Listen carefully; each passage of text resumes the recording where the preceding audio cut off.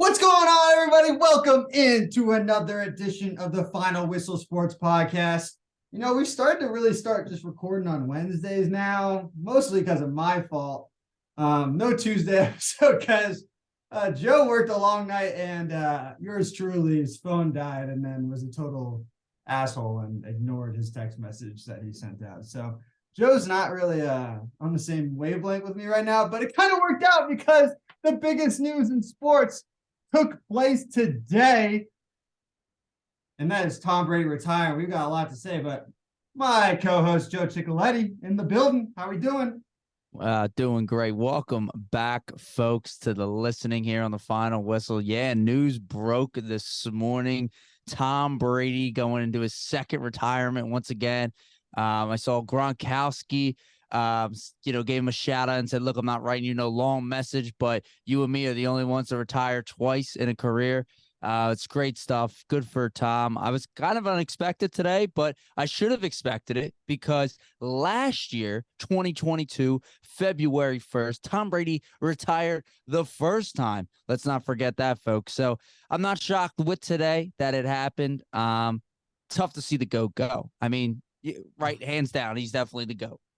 No question. I mean, so I wake up around I slept in today. I worked a long night last night, but Joe, I wake up to a text from Joe. He said, "You better get your butt up." Tired, and I'm like, "What?" So I start watching all of the sports talk and all that, and I was like, I mean, did you hear what Mike Francesa said on First Take today? And how Stephen A and Mad Dog were all like, Tom Brady goes down the GOAT because of just all of the extra things, but he was like, Peyton Manning is the best regular season quarterback ever. Joe Montana is the best Super Bowl quarterback ever. But if you add everything together, that's how Tom Brady equals the GOAT. And I was thinking about it as they were talking about. I was like, man, that can't be right. But yeah, I personally think it's not even really close that Tom Brady's the GOAT. There shouldn't be much of a debate, in my opinion. What about you? I agree. I think in terms of the NFL realm, he is the GOAT of all GOATs. I mean, look at it in Super Bowl perspective, right? Has won the most Super Bowls ever. Has all the accolades in terms of, passing yards, touchdowns, and whatnot from there. Right. Had a longevity career of 20 years. I mean, that's unheard of in this world and day and age. But yeah, no, he's the GOAT. Question though. Top three GOATs of all time. It doesn't just have to be the NFL, but top three GOATs of all time for you. No order. No order? Okay. All right. That kind of helps. Are we just talking a GOAT in each sport? Are we talking GOATs just in general? How are you? You're in general. I mean, not Billy the GOAT here. I mean, I'm talking GOATs. Greatest. I mean, Billy the GOAT would be on my list, so that's why I had to rephrase that. I like it. No, top three just all around.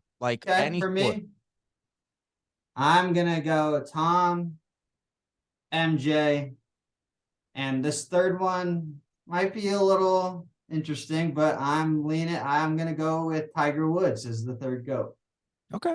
Tiger Woods is my third GOAT because of what he did when at that dominant of a time period from roughly 99 to 08 basically was just ridiculous. So that's fair. That's my three. What do you got? I like it. I'm gonna go Tom Brady, still definitely in there. My second one is actually Serena Williams. She is the GOAT of all GOATs, especially in her the female tennis world. I mean, she just pure dominant from the early 2000s all the way through 2015, 2020, even at times right before the pregnancy happened. She was pure dominant at her sport and what she did. And then my third one here, we're gonna go to the Olympic side, Mr. Phelps, Michael. He went off, man. Wow. Michael Phelps. Honestly, that's a good one. I like Phelps both of those. Is a GOAT of GOATs. Jordan, of course, is a GOAT, but Jordan did lose a little bit in the beginning, unfortunately. Especially the first 2 to 3 years, 4 years it was before he started winning all the 5 to 6 straight finals. I mean, same thing could be said about kind of Brady in that sense in the middle of there. But, when you look at Serena Williams, you look at Michael Phelps, and GOATs in her sport, man. GOATs in her sport. Yeah, I mean, I think That's so tough, right? Because like everyone's got their own metric of GOAT. Because like I look at it in stretches like what MJ did from 90 to 90, or what was it, 80? Is it 88 or 89 when he started winning? Or was it 90? I think it was 90, right? 90 to 98, right? Think When he so. won 6 and 8 years, basically. Tiger was dominant in that quick stretch of time.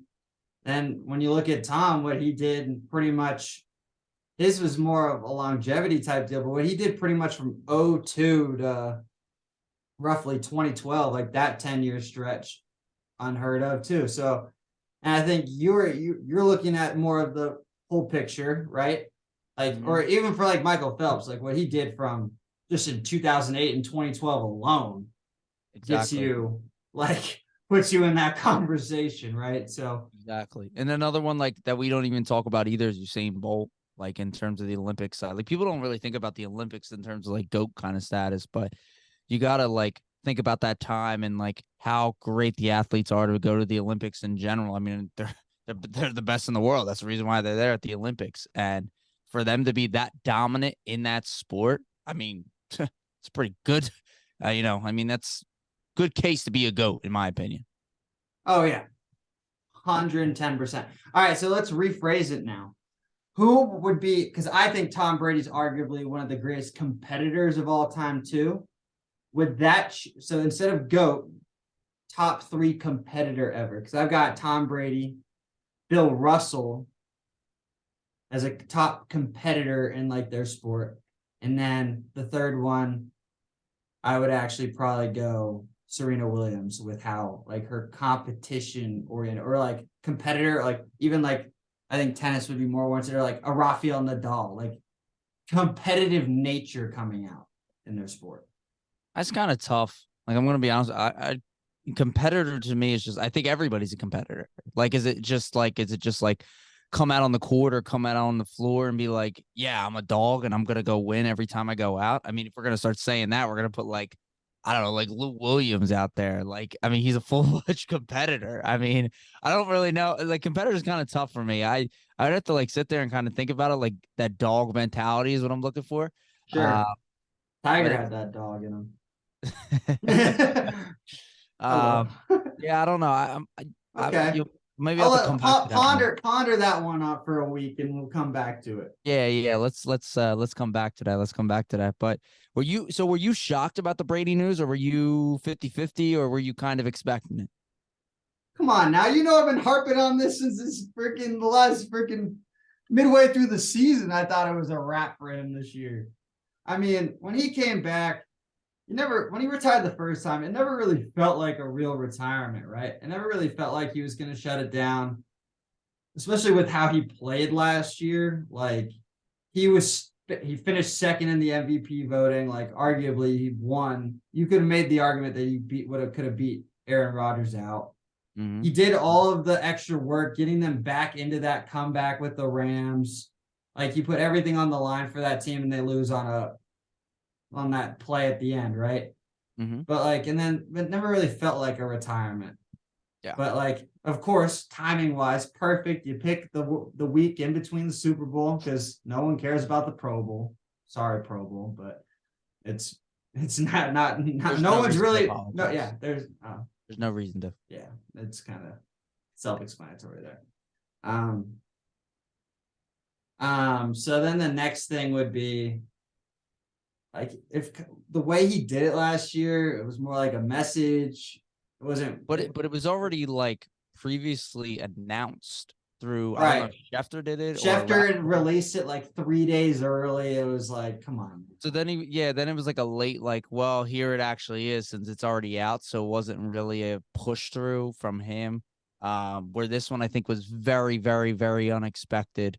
Um, He did tell the Bucks before he did it, from what I yeah, saw. That I mean, the video was like it was authentic. He was like, I did my emotional part last year with coming back. Like if I'm retiring, like it's not happening again. Like it was insinuated with how it was articulated, but it was short and to the point and direct. But it mm-hmm, had the raw emotion that you're kind of looking for. And agreed. then also like hey, he pretty much told everybody the world, right? I'm gonna play till I'm effing 45. That's how he would tell everybody, like I'm playing till I'm effing 45. And he got to that point. I mean, this year probably insinuated with how everything went on and off the field played a role. Like, and from what I understand from like hearing from other NFL reporters is that everyone was like Vegas, San Fran. But once him and Gisela officially divorced, like the kids are staying on the East Coast. Like there's no way he's gonna make that big of a separation being a single dad. Like that was never gonna happen. Yeah. And then Miami pulled themselves out of the hat last week. Then you're like, it's Tampa Bay or nothing. And the way Tampa Bay kind of is restructuring stuff, firing Leftwich, and then with the whole Arian situation last year, putting Bulls in, just felt like there was so many unknowns with the Buccaneers. And at that point, it kind of laid itself out with how everything unfolded. But no, I'm not surprised because I honestly thought he was going to be done anyway. Yeah, I mean, we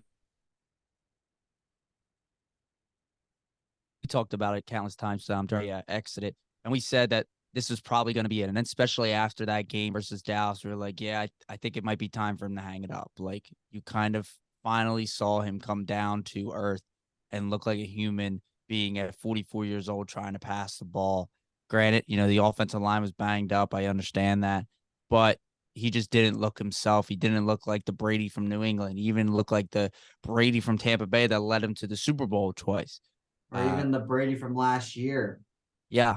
Yeah. So, good for him to hang it up. Hell of a career. I mean, the best career probably you could ask for a quarterback. If you went back to him during the Michigan and got drafted in the sixth round. And I said, remember he lost his job at Michigan. Yeah. Like, that's what fueled this fire that he got. Yep. He got benched. Yep. Like, so, looking in the future there, at a crystal ball and you turn them and say, hey, you're going to play in this league 20 years. You're going to win 6, 7 Super Bowls, a couple MVPs, and you're going to be the greatest of all time. I mean, sign me up. I'd be the first one in there, first one at the doorstep ready to go. So kudos to him, man. Kudos to him. So, but that wasn't the only news over the last day or so. We got a couple head coaching hires. DeMeco Ryans went to the Houston Texans. Big deal, 6 years. Not surprised there. I think the Texans are going to take a couple of years to rebuild. So not too surprised about the length, but I like it. Good pickup by the Texans for sure. Get a little firepower under that defensive side of the ball. Hopefully they will finally actually not do this 1-year deal and send away crap like they've done. Like poor David Culley and Lovie Smith. Like Houston has been a dumpster fire of an organization. I feel like they were kind of waiting for the opportunity of DeMeco to really showcase himself as he is a former Texan. So like that plays a role. So I'm really just hoping that they finally just like, all right, let the guy actually try and build a team here instead of you guys shutting it down and restarting every 13 games, it feels like, for them. Because like the season's over for them midway through the year, and then they're already pretty much thinking head coach. I agree. I think they need to take a similar role to what the Jets did with Robert Saleh. You get the guy in, give him at least 2 to 3 years of just rebuilding. Like, there's no shot this team is going to win anything next year. I wouldn't be surprised if they're damn near the number 1 overall pick again. I mean, flat out say it here. The team isn't good. The roster's not good. But, after 2 to 3 years, then you might see some progression in terms of the right direction, especially the way the AFC South could maybe ponder out with maybe the Jags, going up with the other 2 teams going down. So it's an open division. So I agree. A quick turnaround is not far off for them. Agreed. So I think it was a good move by them. But the biggest news of them all, Sean Payton to the Denver Broncos. Denver Broncos gave up the first round pick that they received from Bradley Chubb trade with the Miami Dolphins, which came from San Fran 49ers and, was passed around like no, I can't say that word. This is a PG podcast. So, no, it's not. Come on. But anyway, they gave up the 29th overall pick and a second round pick next year. And then the Saints gave back a third round and Sean Payton, of course. Blaine, thoughts on Sean Payton coming to Denver? I hate it. I really do. Like, honestly, like, I understand that, like, this was pretty much Rand Staley. I thought the Chargers were the correct spot if they were going to fire Staley, but it never felt like that was actually going to happen, even though we were kind of thinking like that it might happen. But no, they just fired the OC, brought in Kellen Moore. Then Kellen Moore just upgraded, so kudos to him. But that's not what we're talking about. For Sean Payton, I'm just like, you're gonna have to pick up a pieces of a quarterback that hit the definition of rock bottom from a superstar, like in a year. But is that on Wilson or is that on Hackett? Man, he's got to be a little bit of both. I mean, all right, but how does Hackett also get a job after this? Like, I don't. That was also beyond me. There's a lot of things that has happened this last week that like made no sense. But his options became kind of thinned out, right? It was gonna either be, it felt like pretty much it was Denver, or you stay in retirement, or you go back to New Orleans. And it felt like he really wanted to get back into coaching. I never really kept Arizona in the picture or even in the discussion for him kind of going to Arizona. I don't think his system would really suit what Arizona is doing right now with Kyler Murray, etc. So it's going to be intriguing to see. I mean, I think he can make it work, but it's going to take time. But especially with like Russell Wilson and Drew Brees, kind of. Russell Wilson's got more athleticism, but similar stature, prototypical on their accuracy. What's that? Hall of Fame quarterback. Hall of Fame decent quarterback. Wide receivers. Decent wide receivers. Good yeah. Defense. Need work on the offensive line, but no, the pieces are there for potential. But I mean, I thought if I were him, I would have stayed and waited for another opportunity. All right, that's fair. My question though here is this, because I've been hearing a lot of people putting Sean Payton on like a pedestal. No, he's Mike McCarthy, man. So here's my thing with this, right? If you had to say Sean Payton coming into the league, right, where would you rank him in terms of head coaches right now?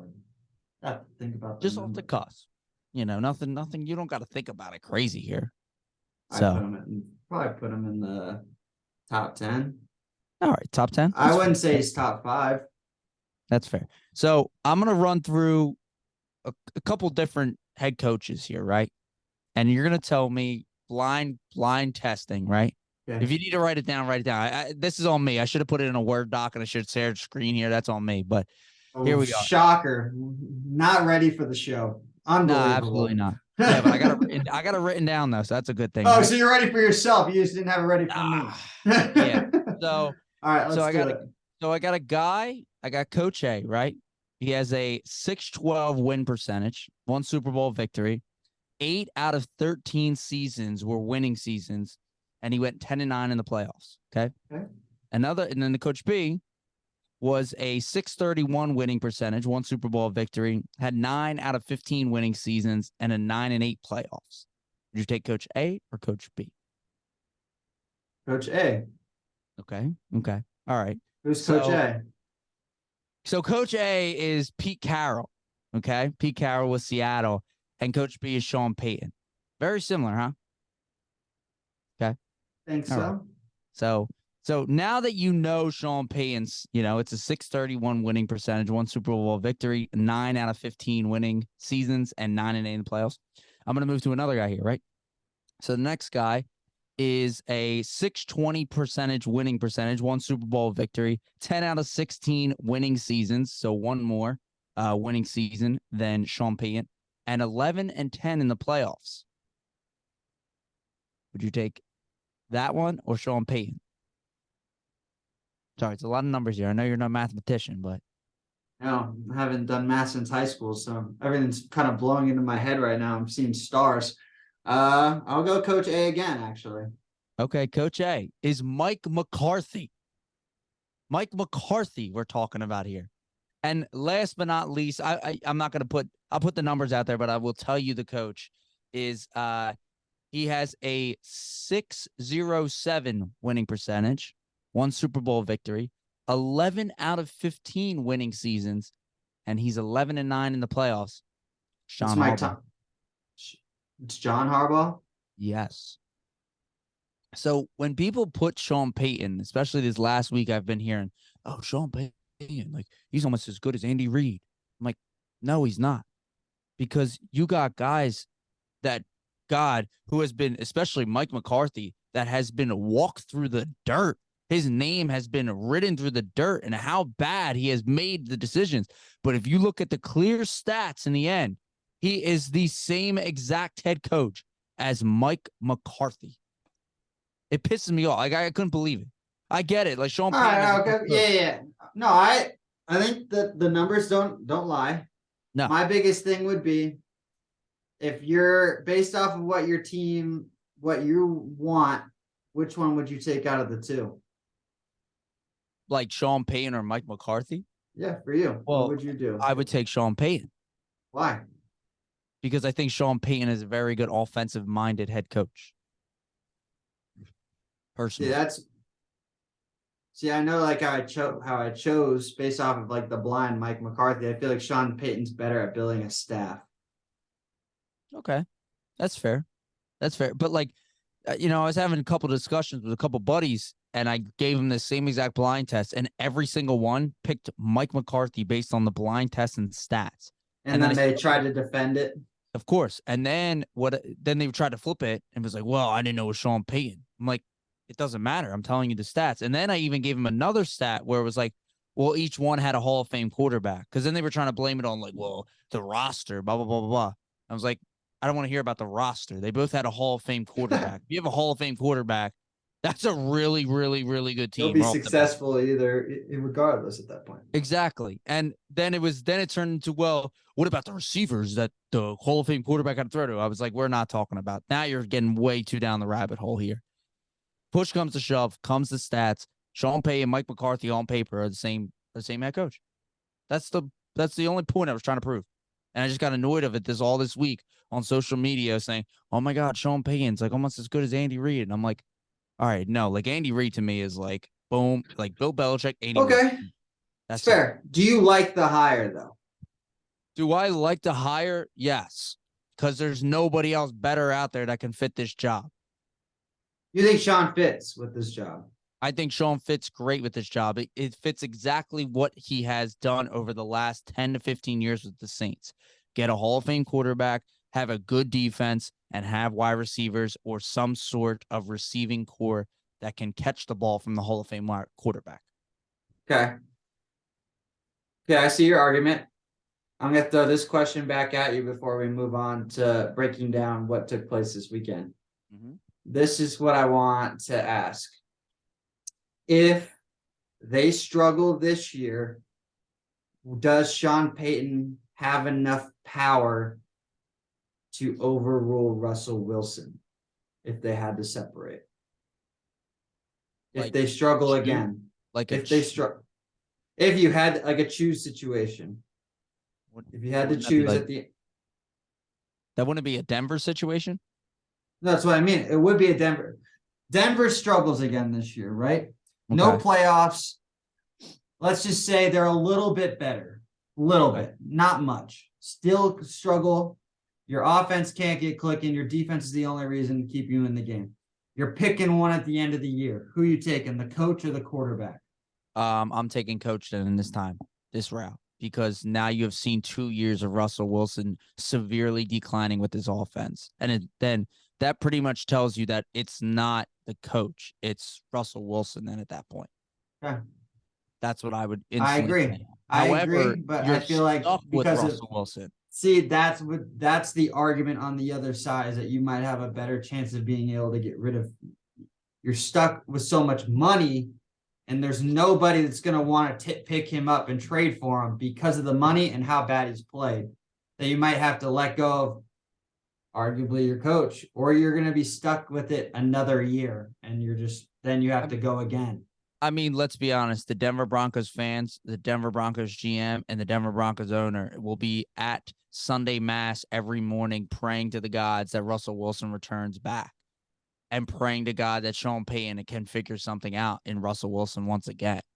Because if not, the franchise is dead for a couple of years. Hands down. Broncos Nation, let's ride. Absolutely. Absolutely. Well, let's get to this past weekend. We had the championship games on the line. Can we do NFC the dud of the game first? Can we just get that one out of the way? Yeah, we'll get to that one first. It was the first game on the Sunday at 3:00, taking place in Philadelphia, Pennsylvania, as the Philadelphia Eagles hosted the San Francisco 49ers. And ladies and gentlemen, it was done by about 4:30, 5:00. What time was kick? Was kick 4? 3:00. Nah, dude, the game was over by 3:30. Purdy goes out, you knew it was a wrap. That's true. The Eagles ended up winning 31-7 in pure dominant fashion. Brock Purdy had to leave a game after the first drive after getting injured. Eventually, it was a UCL tear that he might need Tommy John surgery. 6 months, man. Yeah, well, no, they said maybe a year. I heard they said now it might be Tommy John. Yeah, Tommy John. Then Josh Johnson, the savvy vet. I didn't know he's been in the league 15 years. That was an incredible stat. Yo, the man just knows how to figure out how to make an NFL roster. Like, kudos to him. Like, the man is just a journeyman, but he can make a roster when he needs to. Exactly. So he comes in, lasted a couple drives, ends up getting a concussion, getting knocked out. Purdy comes back in. He can't throw the ball, so he's just handing the ball off. CMC eventually threw a pass, and it was so bad. I was like, geez, I can get out there and try to sling the rock a little bit. I'm trying to think. Is anyone on that team a converted quarterback? Jawan Jennings was one actually, and I don't know why I didn't throw him in, but yeah, I don't know. So it was a rout by the Eagles. The Eagles looked great in the performance. Yeah. What did you think? What was your takes? Oh my God. I mean, Eagles were dominant, but like I've been telling everybody this. Like, if you somehow lose that game, like that is the biggest choke job in NFL history if you somehow found a way to lose that game. And it was 7-7 midway through the second quarter, which made no sense. I was texting one of my buddies, he's a diehard Birds fan.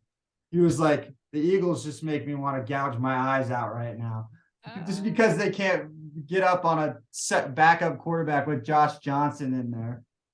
And so the biggest thing for I'm trying to figure out was how do you really gauge what happened with San Francisco, right? Because the game never really truly took place. It was unfortunate. I mean, the Eagles played dominant how you're supposed to when now at that point when a team doesn't have a quarterback, you're supposed to run them out of the building. That's what they did, right? Mm-hmm. Sanders looked good. Hurts was okay. I don't think he played great. I mean, he did what he had to do to get by. I mean, then you have the 4th down drop that was a catch that Shanahan missed, but you don't see that on replay apparently according to him. But if you ever see a wide receiver doing something that far out of character, it almost feels like you have to throw the flag at that point, right? Yeah, I agree. So I don't Niners never stood a chance, in my opinion. I had the Niners winning the game, but I also thought Brock Purdy was going to be in the game. Now, if it's Tommy John, the biggest winner out of this is Trey Lance. He's just won himself back the starting job by doing nothing. Potentially, yeah. Potentially. No, I agree with you. Because even if it's not, he's going to be out several months. He's going to probably, if he gets back in time, it would be training camp. If he's lucky at this point from what initial reports are. So I don't know now. I mean, Eagles looked good. It'll be interesting to see how it unfolds. I agree. Couple things that I would have taken is I think this game would have definitely been a lot closer if Brock Purdy's healthy and playing. I was telling all my friends, I'm like, they wouldn't have scored 31 points, to be honest with you. I don't think the Eagles would have never got the 31, just because the fact is that they had multiple 3-and-outs, San Fran, and they weren't able to, drive the ball down the field. Instead, they got a punt. The Eagles have great field positions, and countless times were able to get quick scores off of 50, 60 yards or less of a drive. So kudos to them. The Eagles were able to take advantage. I actually think the Eagles kind of let up off the gas in the third and fourth quarter. To tell you the truth, they probably could have racked on some more. But the big note for the Eagles is they were able to run the ball on the number one running defense in the league, which I was very impressed with. I mean, they on paper, it doesn't seem like they ran it a lot. It was, I think, 150 yards or 170 yards in total rushing yards, but it was big. It was like good chunk plays, like 5-7 yards, almost a carry. It seemed at times that Miles Sanders would get, or Boston Scott would get, or Jalen Hurts would get. So they were able to run the ball fairly well. But I also thought on the flip side, I thought San Fran's defense played fairly well as well. They were able to bat down balls. Nick Bosa was able to contain Jalen Hurts in the pocket most of the game, which was a very good sign to see as well. I just thought they got costly penalties in third down plays, or maybe in a fourth down play, or, on the offensive side of the ball, they had a couple false starts or delay games that kind of just derailed their drives on the offensive side and just killed the momentum for the defense when they got their penalties on the other side. But, coming into it, I thought the Eagles were going to win. And that's just what exactly happened. So I think if Purdy's healthy, I still think the Eagles win. I'll tell you what, I was thinking about it. I think it was on the way home yesterday. And I actually have gone 8 out of 10. I've picked the right winners. I suck. I don't know what you are. My only losses. I think I'm 500 right now. Okay, I was gonna say my only losses are on the NFC side, and it was the Vikings and Giants. I thought the Vikings were gonna win, and then oh my God, there was another NFC wildcard game that I'm missing. Tampa Bay. We thought Tampa Bay was gonna win. I'll give you a little. Thank you. I appreciate it. Thank you very much. Stay tuned to my new betting website. No, I'm just kidding. I'm just kidding. So, but yeah, no, good game by the Eagles. They move on to the Super Bowl located in Phoenix, and they will be facing the Kansas City Chiefs, who were victorious versus the Cincinnati Bengals in Arrowhead. Cincinnati referred to it as Burrowhead, but it has switched names back to Arrowhead. The Chiefs winning on a game-winning field goal by Harrison Butker. Blaine, what do we think? Great football game. At least, honestly, I was just so thankful after that first game that we actually got a competitive matchup, just because of how it unfolded in that first one. You're just like, I was honestly like, oh, crap. Because now it started flowing through my head, like Mahomes is already on a high ankle sprain. Like, he re-aggravates it like really bad. Like, he's out, then Cincinnati romps him, and I'm just like, this will be brutal. But then great football game. One-legged Patrick Mahomes outclassed Joe Burrow, continued to show the difference between my top two quarterbacks that I have in football, which is those two. So showed the difference between how much further Burrow has to get to Patrick Mahomes. And he hadn't ran all game, but when you needed it at the very most important moment, he made the play. Osai made a dumb decision. Nothing you can really do on it. That's the difference, because I think it arguably goes to overtime if he doesn't commit that penalty there, because Butker would have to kick from 55 yards roughly, I think it was, if I remember, because he kicked like a 40-yarder, right? So, and they were saying that kickers were short in warmups all day long, and it only had gotten colder at that point. By the time the game was towards that point. Oh my gosh, Travis Kelce though after the game was so freaking funny. Pushing you in your place, jabroni. Right at the mayor.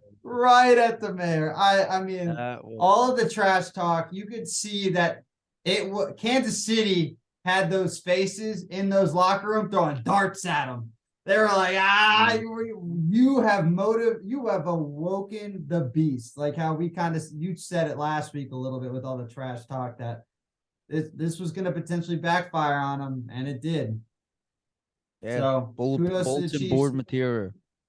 That's Yep. just all what it was, bulletin board material. Two things I wanted to note, kind of what you said, is did you have a feeling this year's playoff games like it had the expectations to be really, really good, but they weren't compared to like what they were last year? Like There were a last lot. year's, There we were a had lot of duds, so man. many games like come down to the wire. Like I can name two easily. Well, three easily right off the bat was the Tampa Bay and the Rams game. That came down to the wire. I remember the Tennessee and the Bengals game came down to the wire. And then Rams, the Bengals in the Super Bowl well, down yeah, to the that, but I'm wire. even thinking about the game, the Bills and the The Kansas City Chiefs, game. McPherson won that all of their games by a game-winning field goal. Yeah, like all those games were electric. Like I remember sitting down, I was like, holy crap, like these games are like on top of you. You got to stay tuned throughout the whole thing. Where this year was like, honestly, you probably could have missed half of them and you could have lived your life and been okay. That's for Which we that's kind for which we sure. kind of did. Yeah, Like I we were agree. turning them off by halftime on some of these games. Oh, yeah, some of them get late, man. I get tired, man. I get sleepy. I'm trying to go to bed. I got to get up early. The other thing I wanted to note, you said Mahomes is kind of up here, Burrow's still second, but kind of down here. Does Mahomes having an offensive line though help that cause for him to be up here compared to Joe Burrow? Because Joe Burrow had three guys missing, and you saw the pressure get to him early. Right. No, I think that's a fair question. The one thing that I think is that even when he had the protection, he had an off night at the office. Like he made some throws that were perfect and could have made plays on, but then he also those two INTs are solely on him for forcing the football. I think there was that separation there. Mahomes really kind of beat Burrow at his own game. But you're right. They had a lot more of an offensive line, but I felt like Cincy was one of their strengths on their defense is what they were up front. And they really didn't get close to Mahomes really at all on Sunday. So that was one thing that was surprising me. So I think it's a fair question.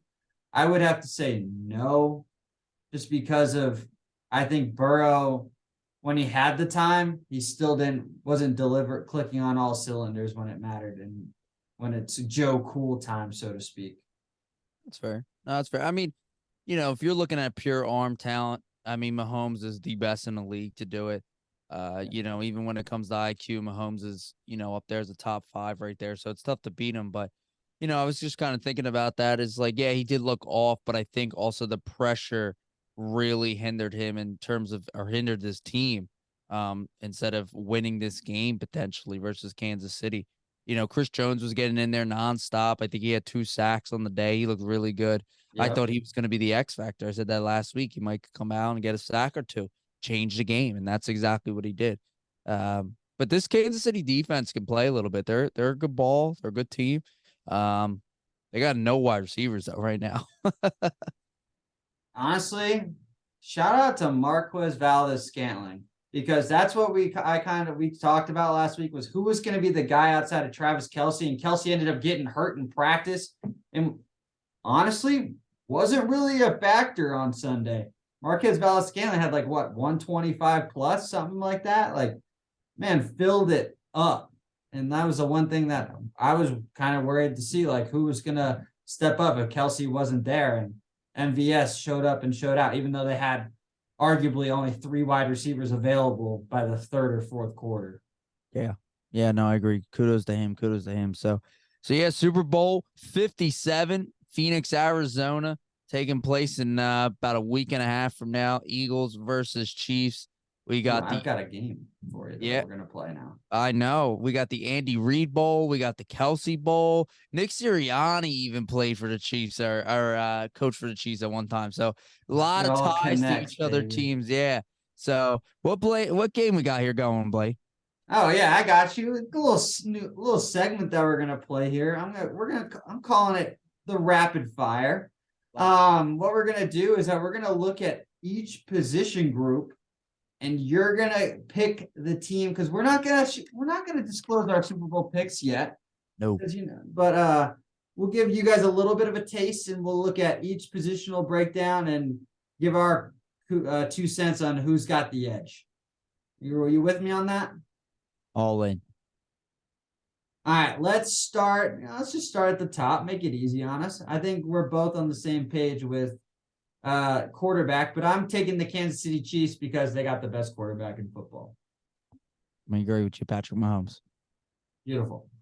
Then you'll answer first here. What do you got at the running back position? As much as I would like to pick the Eagles here with Miles Sanders, Boston Scott, I'm actually going to take the other side here. I'm going to take the Chiefs. I think Pacheco runs really, really hard. He runs like he is a bull in a china shop. And then on top of that, you got a great pass catching back and Jerick McKinnon. I think this tandem's really complements each other very, very well. And I actually really like the Chiefs in the running back position. All right, this is where I'm going to disagree with you. I'm going to take the three-headed monster from the Philadelphia Eagles with how just the depth, man. Like Miles Sanders, he's that primary dude, but yeah, Boston Scott on third down and Kenneth Gainwell. I think he is truly the X factor. If he usually is successful in the run game, the Eagles are almost unbeatable when he gets going. So when you get 2 out of the 3 guys from Philadelphia going, they're almost impossible because then you still have Jalen Hurts' legs on the other side. So you also, I think the quarterback's legs gives the running backs a little bit more of an edge there as well. But I do agree. Pacheco runs like he's never going to play the game again after that one play, ferocious. And then McKinnon has turned into one of the best receiving backs in football out of the backfield right now. I agree. Okay. Receiving core. We're gonna include tight ends into the receiving core. Oh wow. Okay. Or would you want to separate? We can separate. Let's go wide receivers. Let's separate because you were like, oh wow. So wide receiver position. Who you got? Well, if you put them together as like receiving core, it's a lot closer. But if you separate them, it's I think it's a lot more different. I think receiving core, I'm going to take the Philadelphia Eagles with A.J. Brown, Devontae Smith, and Quez Watkins. I will definitely take them any day of the week over Juju, MVS, and Sky Moore. That's all I have. Agreed. You have 2 number ones in Philadelphia, arguably, and they don't have a single number one. Like I will go to my grave, and I've been on this train for the last 2 years. I think A.J. Brown is right now wide receiver top 7 in the league right now, and he can move all his way up to top 5. I agree with that. I think he's 100% in that discussion. Mm-hmm. I think he drops too many balls to put him in that top 5 discussion now. He dropped a couple last weekend that were layups. Yep. Yeah, no, I agree. But his big game potential is there. He's able to catch a slant ball, he's able to catch a go ball, he's able to catch a corner route. I've seen it all from him. So okay, fair. Tight end. I'm going Kansas City. Travis Kelce is arguably the best tight end in football. I think Travis Kelce is the best tight end in football. I think he could potentially be one of the best tight ends to ever play the game. However, I do think it is rather closer than people think. Like, I think Dallas Goedert is a very good tight end for the Philadelphia Eagles. I agree with that. I think he's knocking on the door of a top 5 tight end, or if he's not there already. Yeah, I was gonna say he is. I think he's almost there. 5A or a 5B type deal. I think he's right there. Let's see, Kelce, Kittle, Andrews. So you have 3 there. Then at that point, it's kind of whoever you feel like you're more comfortable with looking at it, right? Correct. So, yeah, I mean, if I asked you this a year ago, you probably would have said Waller would have been 4. Well, okay, 100%. Now Waller's fallen off. And this year people liked Hockenson. Okay, Hockenson wants to go there. All right, well, Dallas Goedert has been fairly well and pretty good at his position in terms of the pass catching side and the run blocking side. So do I think Travis Kelce is it? Yes. Is it closer than what people expect? Yes, because it's not the difference of like Kansas City's wide receivers versus, the Eagles wide receivers. I think that's a big gap where this gap's a lot closer. Agreed. All right, offensive line. Eagles. Yeah. Eagles. I mean, Eagles. They have the best offensive line in the league. Lane Johnson, one of the best tackles to play the game right now. Jordan Mailata, one of the best run blockers in the league. Kelce's one of the best centers. I mean, yeah, we'll keep naming them. So, Yeah, and it's not like the Chiefs' offensive line or any slouches or anything like that on the other side with Wiley and the crew, but Eagles have just been so dominant this year and stacked on the offensive line. I don't think it's really much of a question mark. Yeah, like I think the Eagles have 2, if not 3 Pro Bowlers, and I think the Chiefs have 2 Pro Bowlers. Yeah. The guard and the center. Is it Humphreys is his name? If I'm not Um, mistaken. don't quote me on that, but I think Okay. so. Yeah, we probably should be better on our end, but that's on us, folks. But yeah, no, I like it's kind of the same thing with the tight end position. I think the Right. Eagles are, the number one, clear cut number one, but the Chiefs are rather close. Oh, and then I forgot they also have Orlando Brown, who's a very, very, very good tackle too in the league. So Agreed. And then defensive line, I think you got to lean Philly here. Arguably the best defensive line getting to the quarterback since the '85 Bears. But they have no slouches on the other side for Kansas City, like how we laid out with Frank Clark and how Chris Jones can literally impact a game by himself. So, but I would have to lead with Philadelphia because they got 2 lines deep that can get to the quarterback. yeah, I agree. I think the Eagles have one of the best defensive lines in the league. I mean, Hassan Reddick was a pickup of all pickups. Great deal that they got. Gonna shoot a question back here to you. Sure. They were talking about on the Philadelphia Sports Radio here. Who was a better pickup for the Philadelphia Eagles, the AJ Brown trade or Hassan Reddick pickup? Honestly, I would probably have to lean Hassan Reddick. Like that's how much of an impact he has made on that defensive line on the edge. Like he might not be the one getting the numbers statistically speaking, but he is affecting the play. I feel like more than AJ Brown is on the offensive side of the ball. I think offensively they have so many weapons. I think the defense is so good because of how the defensive line gets to the quarterback, and how Hassan Reddick is a monster component of that because he's never off the field. Okay, I disagree. You're AJ. Why? I think AJ Brown. You love the flashy. You're a big flash guy. No, come on. You don't like the grit, what it takes to really show people what's all about, getting down and dirty in the trenches. I'm a big trench guy, all right? I do like the trenches a little bit here and there, but here's my take is that Hassan Reddick was a freak this year with, I think, over 16 sacks, if I'm not mistaken. They pick up a guy, they'll probably get at least 6 to 7 sacks out of him, so maybe 10 less, right? That still puts the Eagles, I think, as the number 1 team in the league in sacks still. However, we saw this offense and what it was last year when AJ Brown wasn't there. And it didn't look the same. The passing game wasn't all there. But as soon as AJ Brown there, he takes over that wide receiver 1 role, takes on the cornerback 1s, helps Devontae Smith progress even more. I think this offensive exploded because he was able to come to this team and propel them even further than what they were last year or even what they were expected to be this year. Personally, that's the reason why I think AJ Brown was a bigger pickup. All right. Hassan Reddick did have a monster year in Arizona before he had a couple of years ago before he had left. Yeah, Arizona's right there with the Denver Broncos, with maybe one of the worst franchises right now. No, I'm kidding. Well, no, they're close. Arizona's a shit show right now. Let's it's not honest. Great. Sorry, Keegan, your team is gonna stink for a while. All right, let's go to the linebacking group. What do you got? I think this is a toss-up, honestly. Yeah. I'm taking Kansas City. I think I'm also gonna have to go KC.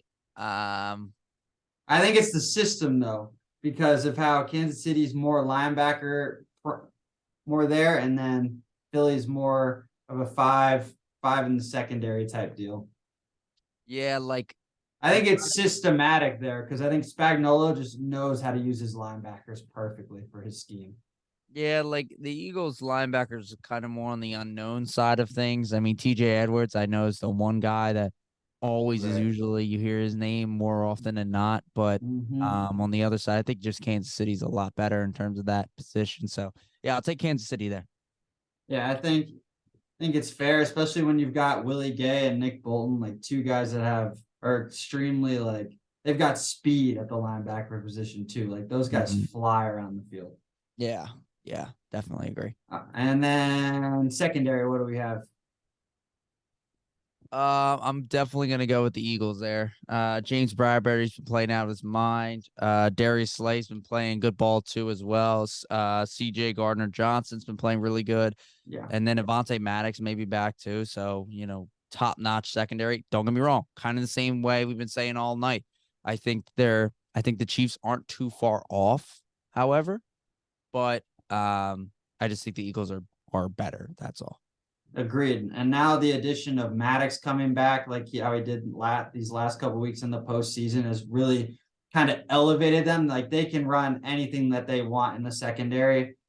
And I think they've got the opportunity to truly match up well with a scheme set to kind of minimize Kansas City's deep playability with, like you said, Bradbury and Slay have been lights out. Gardner Johnson is arguably one of the best slot corners in the game. And then you have the depth in the back with Avonte Maddox coming back now too. And then even I can't think of his name, but the one that was filling in for Gardner Johnson, that rookie out of I can't remember. I'm not gonna get the name right, so I'm not even gonna try. But he was doing well too. Is it Singleton? Yeah, something like that. Might be. I think I know who you're talking about, but yeah. Yeah, I They just got think so much depth, man. yeah, I think they play well. Yeah, I mean, it seems like on paper, I mean, I didn't keep track here, but it's definitely leaning more to the Eagles side of things. I think the positions that the Eagles have is a lot better than the Chiefs. Let me rephrase that. They're not a lot better. I just think they are a better unit than the Chiefs right now on paper. But yeah, no, it's fair. And then the last thing is special teams. Who has the edge there? I think I would go Kansas City special teams wise. Arguably, Butker is one of the best kickers in the game. I think he's arguably behind Justin Tucker, the second best kicker in football. When he's healthy, but he hasn't been healthy all year. So I think that's fair. I think it's fair. And also, the Eagles punter looked like crap this week. Oh, he was awful. He was horrendous. All right, did he hit the wire? Do you think he actually hit the wire? I don't know. That was that big thing on that 20-yard punt. Yeah, I did see that. I don't know. I think he honestly just shanked it. I don't know. I mean, I got glasses for a reason. I can't see, so blind out here. So, yo, we're not done though. We got one more. And I told you this is one of the biggest things, and that's the reason why the Jaguars won that game versus the Chargers. Head coach. It's the Andy Reid Bowl for a reason. It's Kansas City. I would have to lean. Andy Reid's been there, done that. Sirianni, up and coming coach, hasn't been in this type of environment. Give me the guy that's been there and has already done it. Andy Reid. That's fair. And he's right now. You could make the argument that he is the best coach in football. So, best coach in football right now. Right now, yeah. Okay. All right. You can make that argument. Yeah, you can make that all time. Not of all time. Oh, okay, all right. I just had to check talking in. about present and right now on out of the 32. Okay, just had to check in on that one. Just had to check in on that one. But you're always testing my buttons. Yeah, so definitely a lot of leans to the Eagles, but maybe some of the big ones were leaning towards the Chiefs there. So stay tuned for next week.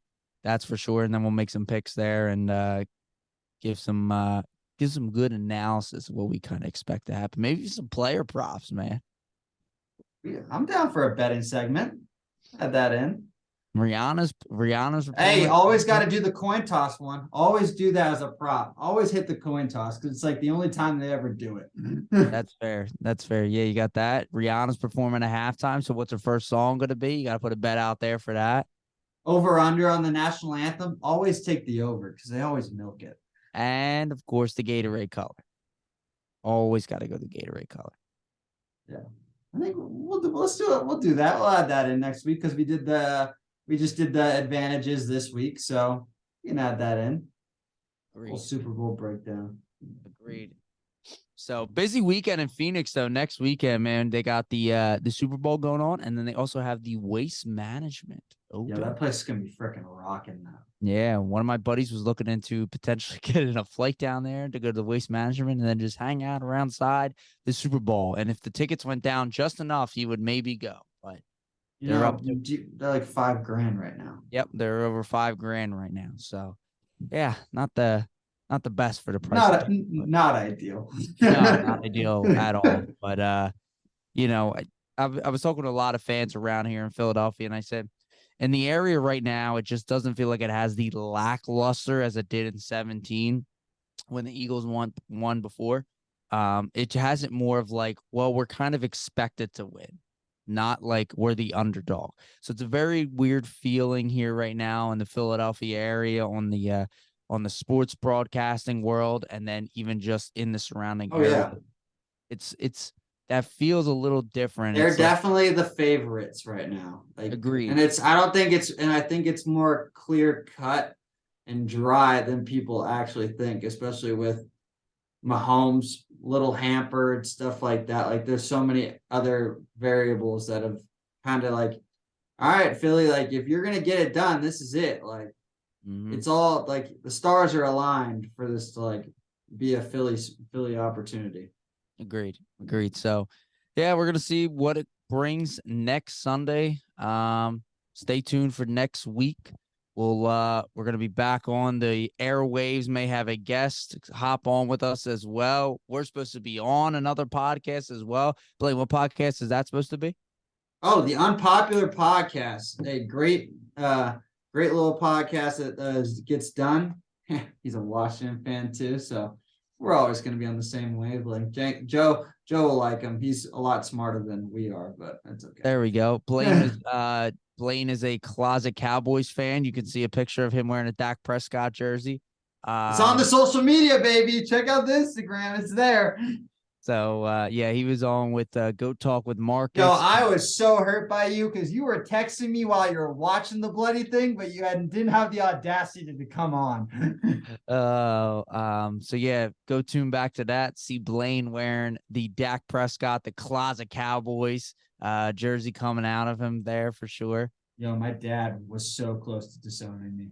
He texted me on Sunday. He was like, "How motherfucking dare you?" I was like, "Dad, I'm so sorry. I lost a bet."